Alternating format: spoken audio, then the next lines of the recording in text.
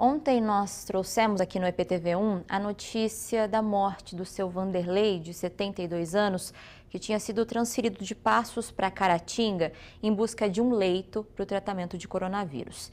Ele já tinha tomado as 2 doses da Coronavac, vacina contra a doença produzida pelo Instituto Butantan. Então, nós decidimos esclarecer qual a eficácia do imunizante e por que, mesmo depois de tomar as doses, nós precisamos manter as medidas restritivas. Para isso, eu converso com o professor de Microbiologia e Imunologia do Instituto de Ciências Biomédicas da Unifal, Paulo Márcio de Faria e Silva. Nossa conexão com ele é pela internet. Boa tarde, Paulo. Obrigada pela sua presença com a gente. Boa tarde, Natália. Boa tarde a todos que nos acompanham. Paulo, mesmo a pessoa tomando as 2 doses da vacina, ela não está imune à doença? Não, Natália. Na verdade, a maioria das pessoas que tomam as duas doses da vacina, a pessoa fica imune à doença. O problema é que nenhuma vacina contra nenhuma doença é capaz de garantir 100% de imunidade. E aí algumas situações particulares, como a idade, o estado geral de saúde, a presença de outras doenças, como as hoje chamadas de comorbidades, isso tudo pode influenciar no desenvolvimento da resposta imunológica do indivíduo. E nem sempre ela vai atingir, assim, o 100% absoluto. E qual que é a eficácia da Coronavac? Os estudos para aprovação da Coronavac mostraram uma eficácia de 50,38%. Isso vale dizer, então, que a metade das pessoas que forem imunizadas, elas não serão infectadas com o vírus. Mas é importante dizer que, nesse mesmo estudo, mostrou que 78% das pessoas imunizadas, quando infectadas, desenvolverão apenas formas leves da doença. E no grupo estudado, ninguém chegou a óbito após as 2 doses da vacina. Mas é importante esclarecer que a eficácia é o estudo no grupo controlado, e agora o importante é ver a efetividade, que é um outro parâmetro avaliado, na população em tempo real. E isso foi feito, por exemplo, na cidade de São Paulo. O próprio Instituto Butantan divulgou os dados. Na cidade de Serrana, em São Paulo, a efetividade da vacina já se demonstrou ser cerca de 80%. E como que a Coronavac ela atua no nosso organismo para nos proteger?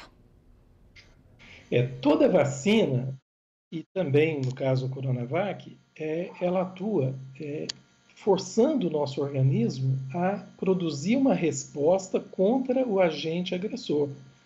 Então, essa resposta ela vai se manifestar na forma de anticorpos e também de células que são capazes de reagir com o agente agressor.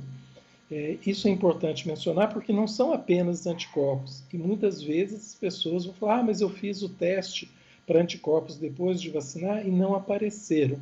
Então, não é obrigatório o aparecimento em testes desses anticorpos, mas as pessoas, de fato, desenvolvem imunidade contra o vírus. Isso é uma coisa muito segura. Pode ver a eficácia da vacina, por exemplo, nos casos dos asilos aqui no sul de Minas. Antes da imunização, tivemos vários casos de surto em asilos, onde houve morte de idosos. E depois da imunização com as vacinas, com Coronavac, muitos tiveram apenas sintomas leves da doença, né? Isso, a gente tem acompanhado os dados na nossa região, então casos de surtos nos asilos de Lavras, de Alpinópolis, de Cássia, em todos eles a gente vê que a maioria dos casos positivos são de casos leves da doença. Isso já sem dúvida é um sinal da eficiência da vacinação. Aqui em Belo Horizonte já foi medido, inclusive, que a taxa de internação de idosos tem caído. Caiu 8% na faixa acima de 80 anos e caiu 12% na faixa de até 79 anos. Então, isso mostra, de fato, que a vacina tem essa capacidade de proteger e é essa a intenção, né, de principalmente nesse momento diminuir os casos de internação, que é o que tem pressionado todo o sistema de saúde, como a gente vem acompanhando aqui na nossa região do sul de Minas. Mas enquanto a vacinação de todo mundo não acontece, precisamos e devemos manter as medidas de proteção, né, Paulo?